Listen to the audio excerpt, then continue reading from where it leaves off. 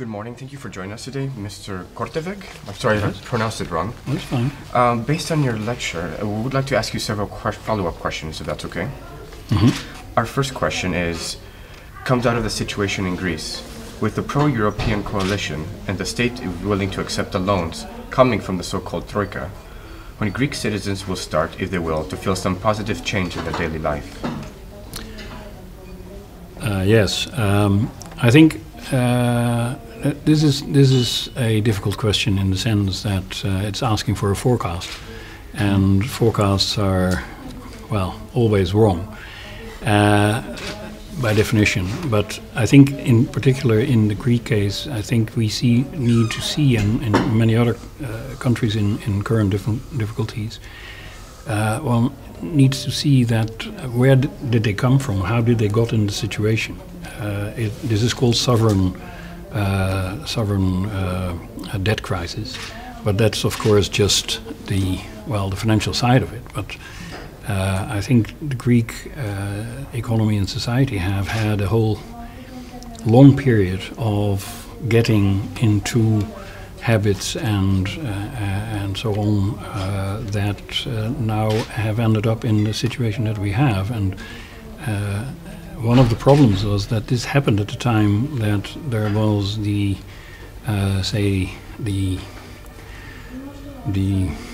more or less irrational appreciation of the market system and the financial sector development with it, where you get an outcome that otherwise might have been much less harmful than what we see now. And the same goes, in my opinion, for Spain and for Portugal, Ireland. Greek society and economy has, well, you know the examples. Tax paying is something that is well, not really happening. There is a general feeling that if you pay taxes, well, you can better avoid them, and you can avoid them. And we had just a discussion about education. What I heard is indeed the Greek example more than any other that I know of in Europe. People sending their children in the afternoon to the same teachers, by the way, often, that they have in school. But then they are paid, and then they get the education that they don't get in the morning.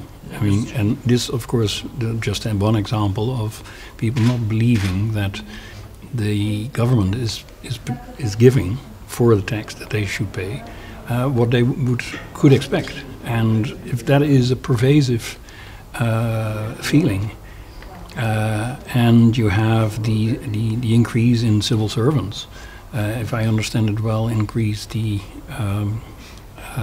it's in the constitution that civil servants can't be sacked at a change of government. Yes, exactly. Now, if you add to that an inclination to ask to your parliamentary representative, what do I get if I vote for you, you come into an increase in civil servants. Now, this, of course, is, well, a problem from all kinds of perspectives, but not necessarily a national problem. Before the Euro, Greece went into the EU and in the Euro. When they came into the Euro, a very strange thing happened. If you look at it just from outside, the Greek economy, did it change very much because they came into the Euro? What suddenly made that now the Greek government was good enough to get billions of credit. This happened. Why did it happen? Because the general perception was, before they had inflation and high interest rates, now they came into the Euro, they shouldn't have high, or they couldn't have high inflation anymore, so interest rates went down, and then, and this is what, for instance, President Trichet, very early when he came in, 1.5 years later, he was talking about markets not pricing in the risks in the right way, which was exactly what happened. If you have the debt of countries like Greece suddenly moving to, what was it, 2/10 or 5/10 distance from Germany, and you are then pouring in the money, of course, the very sad thing is that these were mostly used for consumption purposes, effectively. What you would, in economic terms, is consumption. It's paying civil servants for paying their salaries and have all kinds of expenses. So the economy doesn't get better from it. And the financial market development made that this mushroomed into quantities that before this whole era of what the market does is well done wouldn't have happened. I mean, there would have been a more objective and a more restrained view of what was possible in Greece, what would be right for Spain or Portugal. And so now we have a country that has to change many things in terms of social behavior, economic behavior, organization of the government, and so on. And the markets are more or less saying, well, if you don't have that done within 2 or 3 years, then we don't believe in it. And I think that is the problem. So there are a lot of very heavy measures, very severe measures have to be taken in order to make the change, but they have to be made in a time frame which is extremely restrictive, and therefore what now happens is, well, the Greek government has to bring down their, to put it very simply, bring down their deficit. So you cut expenses. You try to get more tax income. Well, the chief of trying to increase tax receipts has been in the publicity saying that he agreed with Ms. Lagarde, but what he effectively was saying and what came out is that the banking system is more or less very reluctant, and they are very, they don't give the information that's necessary. And apparently this is possible. And those are the information, not about the Greek, say, lower incomes, but these are the people who, what was it, a few billion of euros was not coming in because they didn't get the information. Now, all that has to be changed. These are changes in mindsets, and they take time. And so now you have the difficulty that the measures have to be taken very quickly because the deficit has to go down, so the expenditure has to go down, the pensions are halved, or what is it? And the economic effect of that, of course, goes on as long as those measures have to be further implemented. And they're very clearly negative to consumption, to general confidence. Now, when will this turn? First of all, the further measures have to be, say, coming to an end. They are at a level of the deficit that is accepted and that is agreed.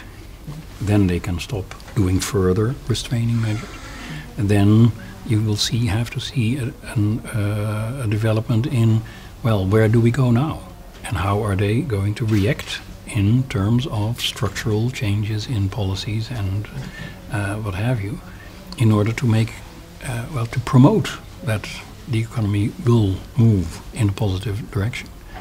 And there, to my mind, but I'm not an expert on the Greek economy, the possibilities are also not very favorable. You have limited industries. You have your the naval, the boat, what is it? And you have tourism, of course. And the rest should be developed further, but that is starting from small and then trying to hope to get more. So when do Greek citizens start some positive change? I think it's a question of a number of years before, but I think before you will see clear positive things. But what I think would be very helpful if in a short time at least the downward movement can be done, and then you will see that it doesn't get worse. And that already will, I guess, put people's minds in a more, and the whole situation in a more positive sense than what we see now, because it's now only we go down, and there is nothing but restrictions and restraint. Okay. Thank you very much for your answer. I would like, though, to stretch the moral and political aspect of this question.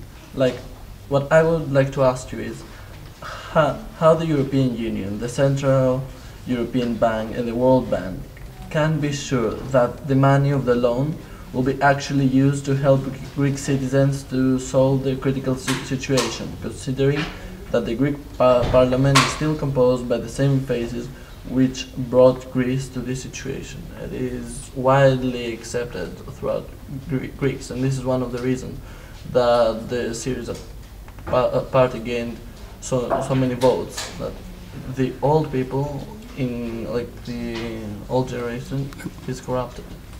The parties who have run Greece for ages are still there. Whether to see that as a positive or negative, I can't. I have no opinion. I don't know. I mean, this is how things will work out, and whether the change will produce enough of a sense of urgency. And I think that is something that has been lacking very much so far. That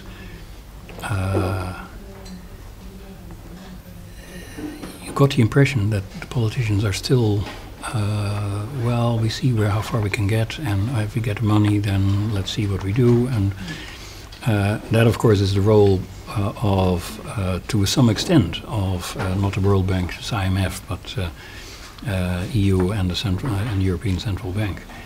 Now, in terms of where the money goes, that is relatively simple. The money is there in order to finance the refinancing of the debt. So there's not much to choose. It is to make sure that the government can go on paying the things that they are due to some extent, and be able to refinance the debt they have to refinance. So it's not a question of, oh, this money can be used for this or that, that they will have to see what to do. No, this is, I mean, the situation was, if I understood it well, that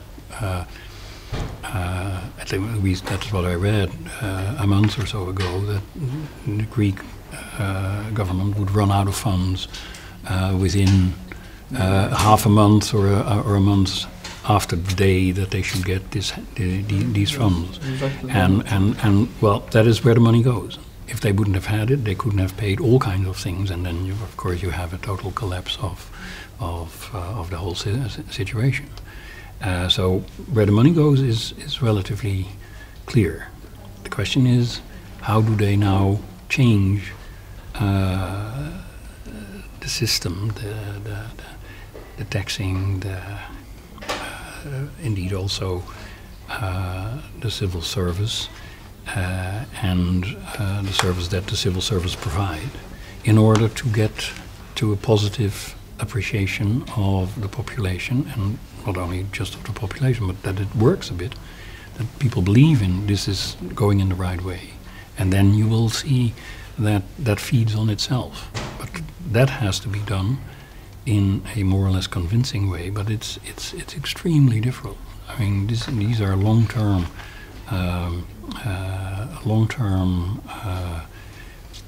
changes that take a very long time.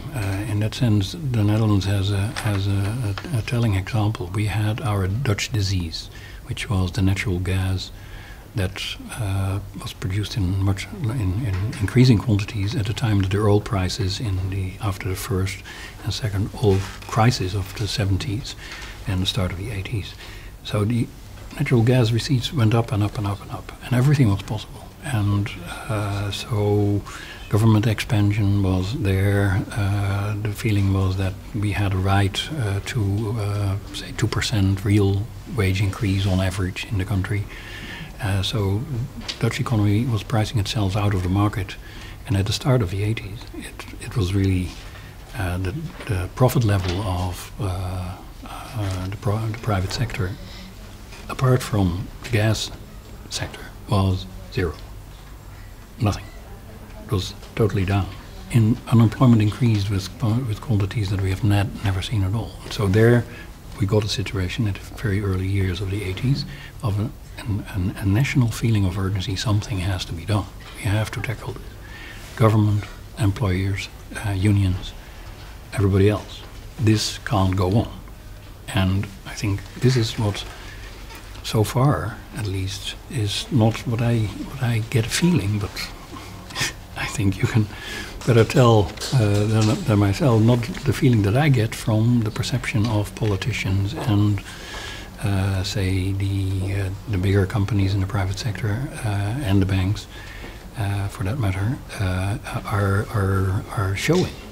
And you need a common agreement that things have to be changed and something has to be done, and then you can talk and discuss about what. But first of all, this is what you need in order to get to a change. And I can only hope that this current situation, even with the parties that have been there, but of course they also have the opposition now, and very clearly there, that if they don't deliver now, where will they be then? I think this is a very strong force for change, that the left party, who just said, oh no, we don't want this, if they would have been in power, you can question whether they would really have said what they, or done what they said. We just blocked the whole thing. Probably, I would guess not, but I mean, that's not interesting. They're not there, but they're there as a threat, and that will put pressure on the parties that now are in the government to make things work, because if that doesn't, and there, well, one of the things is that you should hope that in this process financial markets can be kept at bay, that they not every time produce new problems, increasing interest rates, but on the other hand also you need the pressure in order to have the government go on, because that's also one of the, well, this is just reality. If in this kind of situation the money would be there, then the measures that have to be taken will be postponed. They come later, they come only half, and so it's a game. You can see it as a game, well, not a happy game, but a game of keeping the pressure up that things will happen, but not let them go so high that things go into this integration. I think that is the situation that we have at the moment. I believe you did some work in Zimbabwe earlier in your career about restructuring their economy. But even we see today, we can see that their economy is not doing so well. I guess my question is, we can use it as an analogy, for example, Zimbabwe and as well as Greece. Should European institutions take into account cultural differences and cultural mindsets when implementing policies? Like make them very specific? Well, I think in Europe we have a very strong, within Europe, I'm not talking about European positions in the rest of the world, but within Europe we have a very strong feeling of we're all alike, and we do not stress differences. And that is to some extent not very productive. Of course, as you know, the Greek deficit was not known until after the fact. And there are other things that were kept out of sight. If I understand it well, the head of the statistical office was called the great magician in some corners. And that, of course, was not politically correct to be recognized, and will not be probably in Europe ever easily be a point of discussion. Now, of course, having seen what you get from it, there will be much more mechanisms put in place to make sure that all the statistics are right of all the countries, because Greece is there and a strong example, but probably not the only one, where things are sometimes not exactly as they are portrayed in all kinds of publications. But I think it goes a bit against our cultural, well, what is politically correct, and I think this will change because of the crisis. But it's part of why we are where we are, because you had the national autonomy and the national authority, and if a country says this is my situation, then who are the other countries who say no, you don't know what you're talking about, or you're fooling us? I mean, that is something that you only do when you really see. And there, of course, one of the things which I remember very well, the Greece coming into the EU and in the euro, we had to include Greece in the statistics, of course. But in most of the statistics, what was the difference with Greece in and Greece out? Which is not indicating that Greece was not important, but in terms of expectations of the possibility that Greece would derail things. I mean, from that perspective, this was just incredible. But it never came up to mind that you could have a very small, in economic terms, country that would have such an influence in the end on the whole European and wider situation. Now, of course, since then we know, and we knew halfway also that the international interactions, what is the European Union, make this happen.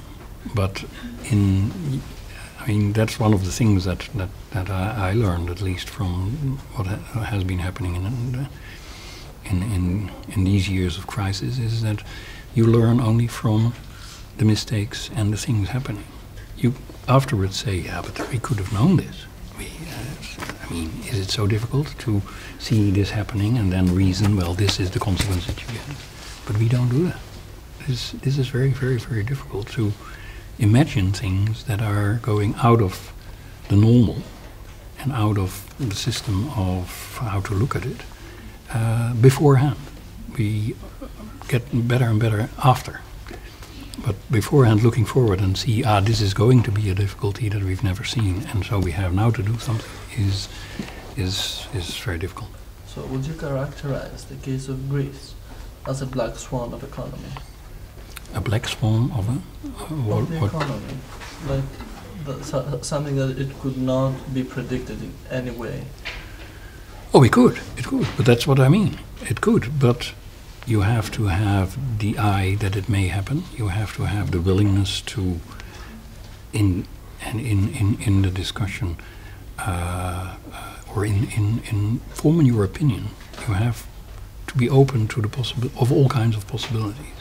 And this openness is it's not only a question of politically correctness, but it's also more in general. If we think everything goes well, take the financial crisis more in general. If all financial prices go up, and everything expands, and what have you, then somebody who says, "But can this go on?" doesn't get much attention, because everybody sees that it goes well, and so why do you ask the question? And this is a normal procedure. This happens every time. You see this with housing booms in Spain. Mm-hmm. In Spain, I believe 30% of economic activity was in the housing building sector. Mm-hmm. 30%. I mean, was the population of Spain increasing with 30% per year? Was tourism increasing with 30% a year? Or activity for offices and so on? No, not at all.